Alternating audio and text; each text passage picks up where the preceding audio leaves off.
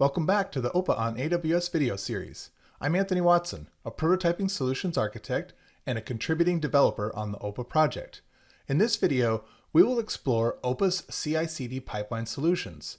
To get the most out of this video, please make sure that you have already watched the prior videos in this series before continuing. We'll start with a brief primer on CI/CD, which I still recommend watching even if you are already familiar with CI/CD concepts. Then we'll do a deep dive into OPA's CI/CD approach. As a quick review, CI/CD is an automated process for building application code, preparing it for release, and possibly actually performing the release to an environment. CI/CD is an acronym that stands for Continuous Integration, Continuous Delivery. It's called continuous because the process is usually executed automatically every time changes are merged into a version control system like Git. The word integration means that the automated process uses a branch of the repository that has all the changes from all application developers integrated into it. The word delivery means that the code is packaged up and staged in some fashion so that it is ready to be deployed. Using CI/CD is considered a best practice because it saves time by removing the need for the application team to manually perform builds and releases. It also reduces the potential for mistakes and can be used as an early form of quality control by automating the execution of unit and functional tests, as well as running static code analysis tools. Finally, continuously running a CI/CD process can ensure that your application's environments are running the most up-to-date version of your software. There are typically two high-level components to structuring a CI/CD process. First, we have a stage, which is a logical grouping of steps that makes sense for your use case. The stages don't actually contain any logic, they are just a high-level step that can group together multiple actions under a meaningful name. Stages usually run one right after the other as opposed to concurrently. You can define as many stages as you want, and typical stages could be a build stage where code is compiled, a test stage, or a stage that updates the application in a given environment. Next we have jobs, which contain the actual commands and scripts to run. Jobs can be executed in a series or in parallel. Jobs are typically implemented by spinning up a new Docker container. Creating the container is taken care of for you, but typically you will need to configure which image to use, such as an Ubuntu image or a more specific one that already has some of the software installed that your job will need. Using containers ensures that your pipeline is always starting fresh. Jobs receive a copy of your application source code upon startup, and then download the tools they need, such as the AWS CLI, before running their commands and scripts. Jobs can output artifacts like zip files into a shared space that can be input by subsequent jobs. CI/CD is often represented as a pipeline because it runs a series of steps in the order that you define, and the output of one step can be used as the input into a subsequent step. Here we have an example pipeline with two stages. Stage 1 has two jobs, where job 1 must execute to completion before job 2 starts, and job 2 creates an output artifact that is used by job 3. And there's a fourth job that runs in parallel with job 3. Some CI/CD solution vendors take a very static approach to defining pipelines, while others support dynamic capabilities. For example, some vendors require a pipeline to have a single hard-coded branch name, while others allow the same pipeline definition to apply to multiple code branches. Another difference is that some vendors allow CI/CD pipelines to receive input parameters that affect pipeline behavior, while others do not. Finally, some vendor pipelines have the list of jobs that will be run set statically by the pipeline definition, whereas others can dynamically decide whether or not to include a job in the pipeline based upon the evaluation of some conditional rules. As of this recording, OPA comes out of the box with a CI/CD solution that utilizes GitLab CI. GitLab's implementation allows for very flexible and dynamic pipelines, so let's talk about how this flexibility can be put to good use. Here we have a developer who pushes code changes to a Git repository. The CI/CD service detects this and loads the application's CI/CD pipeline definition. In this example, our definition has a single stage that contains 3 jobs, but these jobs are configured to only be included in the pipeline if their conditions are met. Job 1 only runs if the commit was pushed to the main branch and the commit message text is the phrase initial commit. Job 2 runs only if the commit was made on the develop branch, and job 3 is only included in the event that a new pull request was created. The CI/CD service will now need to evaluate the incoming event and decide which jobs to run. It makes several variables available to the conditional evaluation process, such as the commit message, branch, stage name, job name, and how the pipeline was started. By comparing the variables to job conditions, the CI/CD service will select the jobs to include in the pipeline. We can see that only job 1 is applicable to run in response to the developer's commit, so the dynamically created pipeline will only contain job 1. We've now concluded our CI/CD primer. I hope you have your swimsuit on, since we're about to dive into OPA's CI/CD implementations. As of this recording, Team OPA chose to utilize GitLab CI for its out-of-the-box CI/CD solutions. So does this mean that your company can't use OPA if you don't use GitLab? Not at all. You can use OPA with other providers like GitHub, but it will take a little bit more work. Either way, understanding the details of OPA's CI/CD solution will be very helpful to you. When you install OPA, it will create a small temporary GitLab service that runs on EC2s, which is useful for demonstration purposes. The first EC2 runs a free community edition of GitLab from the AWS Marketplace. GitLab CI/CD pipelines are executed on a separate EC2 instance. This solution is not intended for production use. To use GitLab in a production environment, you would want to either host it on AWS in a scalable and highly available way, or pay for GitLab's SaaS solution or host GitLab on premises. If you are using GitLab, you may find these links helpful. If you want to use GitHub instead of GitLab, here are some equivalent links to those provided on the previous slide.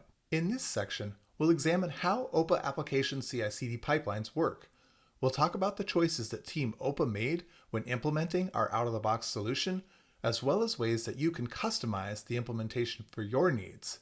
Every business has its own processes and tool sets that it uses for CI/CD. The intent behind OPA's CI/CD implementation is not to imply that there's one right way to do CI/CD or that OPA requires a specific CI/CD implementation. Instead, think of OPA's CI/CD solution as a reference implementation or a 90% solution that lays down a framework that you can then add to or alter to meet your needs. Before you can customize it though, you'll need to understand it. So let's get into the details. We'll start by discussing the OPA CI/CD pipeline flow at a high level and how Git branching strategies impact this flow. OPA's out-of-the-box application CI/CD pipelines are based on 4 design choices. First, each application environment will get a dedicated stage in the pipeline. Second, the pipeline will include all environment stages, one right after the other. Third, the entire pipeline will run using the source code from a single commit in a single branch. Finally, the pipeline does not actually deploy the new version of the app. It just builds the app and stages it to make it available for deployment. This is because OPA provides the ability to actually deploy from the UI instead of the pipeline. This is one of the design choices you may choose to change. You may want the pipeline to do the deployment. If so, you can modify the pipeline to run the additional commands to deploy the application after it has been staged, and you can modify the OPA UI to disable the deploy button. Putting the idea of customizations aside for now, let's look at a visual representation of OPA's CI/CD design choices to gain a better understanding. Here we see that a developer is merging a code change to a particular branch. Let's assume this is the main branch.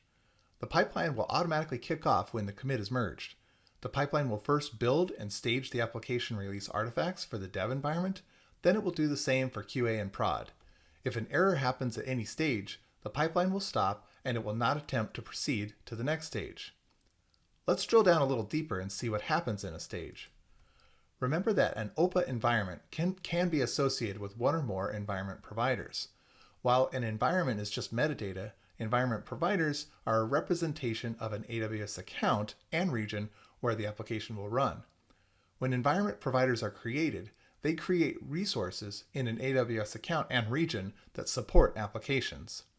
If you want your application to utilize multiple regions, your platform engineer can configure OPA environments that are associated with multiple environment providers, where each provider relates to a different region.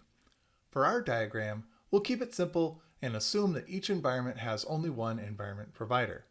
Just remember that each environment stage in our pipeline would execute steps for all providers that are associated with the environment. Let's continue drilling down and see what jobs run in each stage. Out of the box, an OPA application has 2 jobs that must be run per environment. The first is to execute an infrastructure as code script that will create resources that are needed by the application. These resources are application specific, which is why they are not created as part of the environment provider construction. An example of when you would need an application specific resource is if your application is containerized. You would want your pipeline to be able to build the container image of your application, but once it does, it needs a place to store that image. This is where application infrastructure as code comes in handy. The IAC scripts run before the image is built, and the IAC script could create a container image repository using the Elastic Container Registry service to give you a place to store your application's container images. The next job of our pipeline, after executing the application's IAC scripts, is to stage the release. I apologize for the overloaded use of the word stage here. Pipelines have stages, and we are also trying to stage our new application version for each environment so that it is ready for deployment. Examples of staging an application could be creating a container image and storing it in a registry, or zipping up our built application and storing that somewhere, such as an S3 bucket. There's one missing piece to our pipeline puzzle that we still need to talk about. From our diagram, it appears that every code change that is merged by a developer to the main branch would eventually result in updating the prod environment. This could be what you want if you do multiple application releases a day and you have sufficient automations to validate each release. Many organizations choose not to automatically send changes to production. Instead, they want to have a formal approval process before code changes can be deployed to certain environments like production. The out-of-the-box OPA CI/CD solution supports the idea of protected environments that require an approval before being updated. In our diagram, we can see that the dev and QA environments will be updated automatically when changes are merged to the main branch, but that the production environment requires manual approval. OPA's solution is simply to mark jobs in the protected environment stage as requiring manual approval. When the pipeline sees that manual approval is needed, it pauses execution and waits for a person to click a button in the pipeline UI before it will continue. Remember that it is the platform engineer's responsibility to configure which environments require approvals. The out-of-the-box solution may not be enough for your company. Remember that you can update the pipelines to do things like create a ServiceNow ticket for the release, or ensure that only members of a certain group have the authority to approve deployments. The OPA CI/CD solution works, but it is intended to be customized to suit your company's best practices and tool sets. Looking at the design overall, let's examine its pros and cons. On the positive side, this design has several benefits. Firstly, it guarantees that the same Git commit is used in every environment. This is important because it allows you to test and validate the application in lower environments before promoting those changes up to the next environment. With this design, there is no possibility that code changes could make it into the production environment that have not had a chance to be validated in lower environments. Another benefit of this design is that it removes the need for managing and syncing across multiple Git branches, which can be a tedious and error-prone manual process. A drawback of this design is that we won't allow it to run to completion most of the time. This is because not every commit is releasable to production. Some commits may contain bugs or incomplete functionality. Let's see a visual example of such a scenario. Here we see a pipeline execution that runs as a result of commit 1 being merged. During the dev stage, the pipeline fails due to some error. In this case, the pipeline stops and never runs to QA and prod stages. Now we have a second commit being merged that fixes the bug, but contains an incomplete implementation of a key feature. Assuming we are not using feature flags to hide the incomplete feature, we'll decline to manually approve the pipeline to continue to the prod stage. In commit 3, we finally have a non-buggy and complete implementation of our code. We will approve this pipeline to run completely so that prod is updated.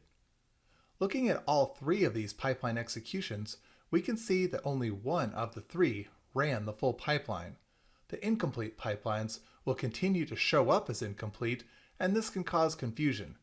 To remedy this, we can set pipelines to expire if they have not completed within a certain amount of time, or manually cancel pipelines that have changes that we know should never get promoted to the prod environment. Let's briefly explore some alternatives to the out-of-the-box CI/CD design that you could use by customizing OPA. For this discussion, we'll assume that your CI/CD technology vendor's implementation supports dynamically determining if a job should be included in the pipeline. If it does not, you could still create multiple static pipelines that do different things, but you would also have to customize OPA so that it knows when to call which pipeline.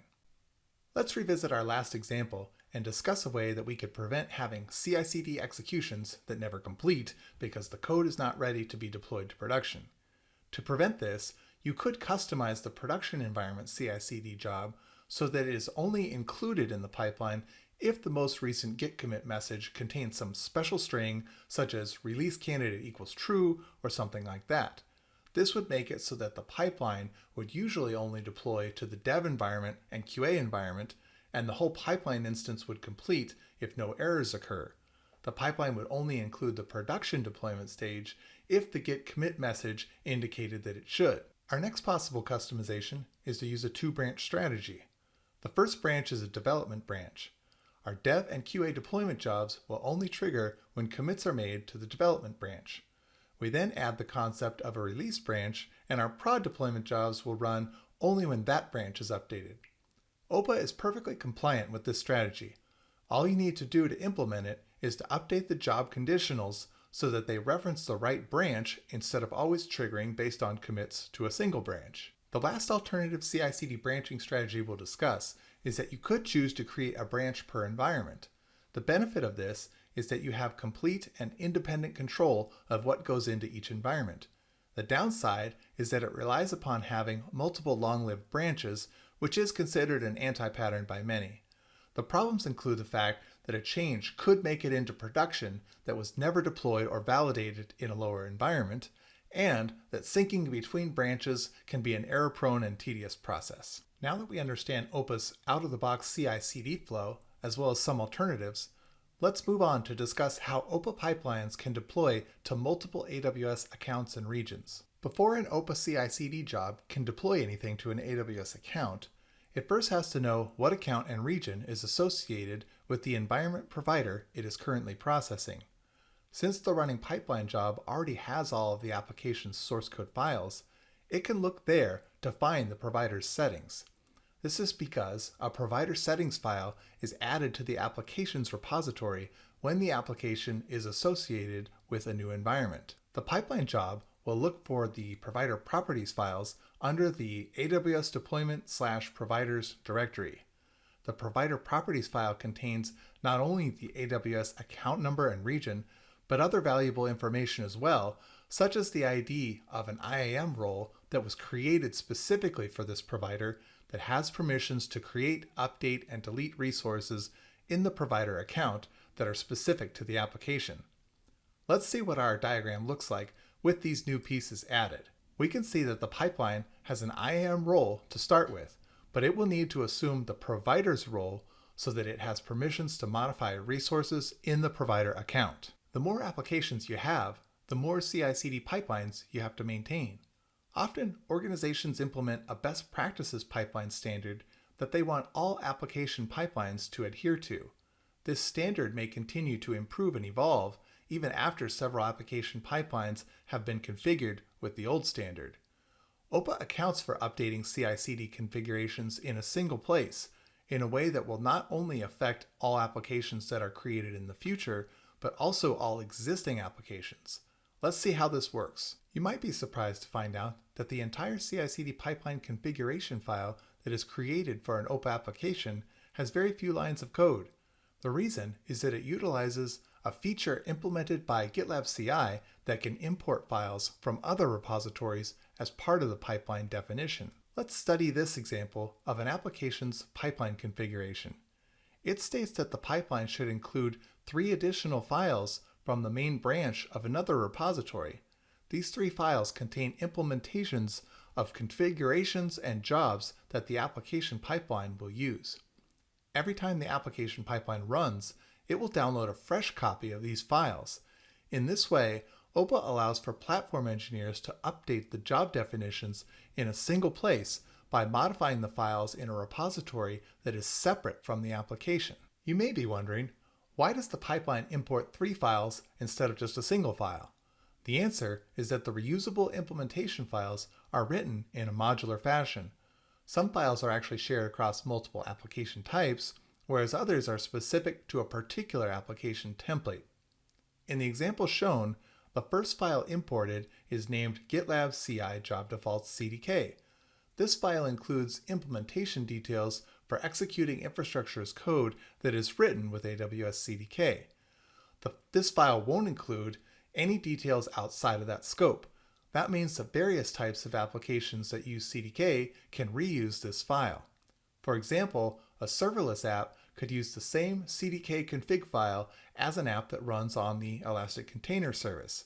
By breaking down CI/CD configurations into separate files, OPA maximizes the reuse of those configurations across a wider variety of applications. All of the centrally managed CI/CD job definitions can be found in OPA's public repository on GitHub under this directory.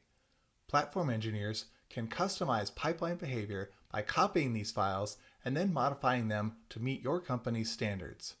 It's important to note that after the files are modified, they would need to be pushed out to the Git repository that holds all of OPA's template files, known as the reference repo. This will allow application pipelines to refer to them. Earlier in this video, we talked about how CI/CD pipelines can be dynamically created based on events. OPA uses this technique to configure an application to run in multiple environments. Let's see how this works. A developer can add a new environment for her application through the OPA UI. In this example, the developer is adding a QA environment. The OPA UI will call a backend API that adds an environment provider properties file to the application's Git repository. It will commit this change with a commit message of generate CI/CD stages. When this commit is made, it triggers the application's CI/CD pipeline, which has a job that is configured to run when that exact commit message is used. The job will accomplish the task of adding a new application environment by updating the application's backstage entity file to add a relationship with the new environment.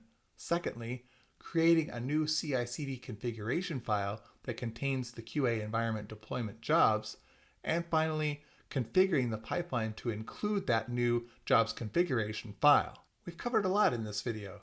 We saw OPA's CI/CD strategy and how it can deploy to multiple AWS accounts and regions.